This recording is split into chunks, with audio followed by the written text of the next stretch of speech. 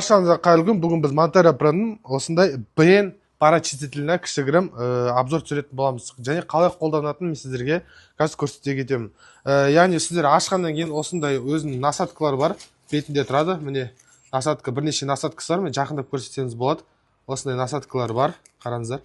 Осыны жалғап, ары қарай жұмыс жасасаңыздар болады. Міне қараңыздар. Осылай насадканы жалғай бересіздер. Міне осы жеріне қараңыздар. Осы жеріне су құясыздар. Жұмыс жасау үшін біздің парачислитель жұмыс жасау үшін осы жеріне су құясыздар. Су құйғаннан кейін осы жерде кнопкалар бар. Міне on, қара жақындап тұрсаңыз, on, off және gentle и forceful деген. Forceful ол мысалы парачислитель турбо режимі қатты, яғни қатты жұмыс жасайды. Осылай қоссаңыздар болады. Міне тоғын осы жерге, міне қараңыздар, осылай тоғы бар. Тоғын осы жерге әдемілеп жалғап, осылай жалғасаңыздар, ары қарай осы тоқты осындай неге розеткаға саласыздар.